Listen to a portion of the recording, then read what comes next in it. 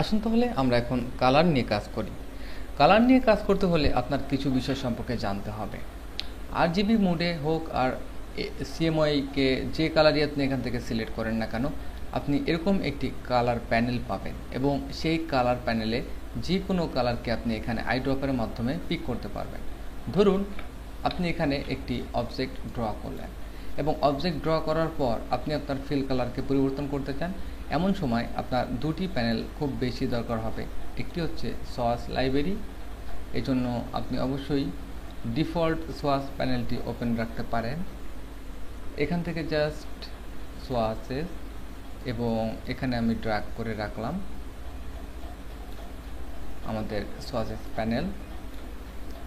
খেয়াল করুন সোয়াসেস প্যানেল কিন্তু ডিফল্ট অবস্থায় কিছু কালার রয়েছে, যেমন নন, এবং এখানে রয়েছে রেজিস্ট্রেশন, এখানে রয়েছে আমাদের পিওর রেড, এবং এখানে ব্ল্যাক থেকে শুরু করে হোয়াইট পর্যন্ত সবকটি কালারের একটি ভেরিয়েশন রয়েছে, যেমন grey colour, white colour, black colour. তো এখানে বেসিক কিছু কালার রয়েছে RGB, এছাড়া আপনি এখান থেকে কালার পিক করতে পারবেন। এখান থেকে আমি জাস্ট ড্র্যাগ করে আমাদের কালার প্যানেলটি সরিয়ে নিলাম। এটি আমাদের হ্যাশ ভ্যালু। মনে করুন আমি একটি কালার গ্রে কালার চাই, 858585। যখন আপনি এটি দিয়ে এন্টার প্রেস করবেন তখন দেখবেন যে এটি একটি গ্রে কালার, কারণ এটি আপনার হ্যাশ ভ্যালু জানতে হবে।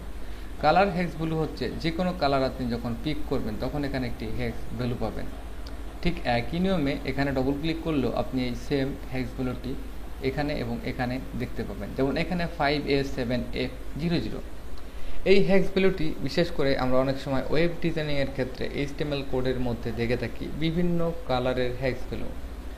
এখানে আমাদের রয়েছে কালার মিক্স করার জন্য, যেমন HSB এবং RGB। যেহেতু আমরা RGB মোডে কাজ করছি, আমরা এখানে এই তিনটির মাধ্যমে আমরা আমাদের কালারকে ডিসাইড করতে পারি। ধরুন আপনি রেড কালার এখানে যদি সিলেক্ট করেন তাহলে আপনি দেখতে পাচ্ছেন যে 124 রেড, 0 গ্রিন, 0 ব্লু।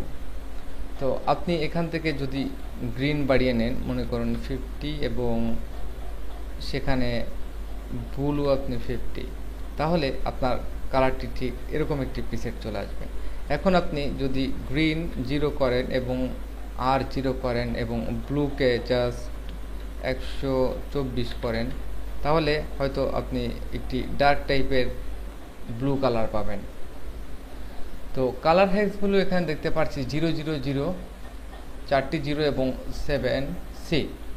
তো এই হ্যাশ ভ্যালুটি আপনি এখানে জাস্ট কপি করে রাখলেন এবং যে কোনো সময় যে কোনো একটি কালার চুজ করার পর পরবর্তীতে আপনি হ্যাশ ভ্যালু এখানে রাইট ক্লিক করে পেস্ট করে যখন এন্টার দিবেন, ঠিক ওই কালারটি আপনি এখানে পাবেন।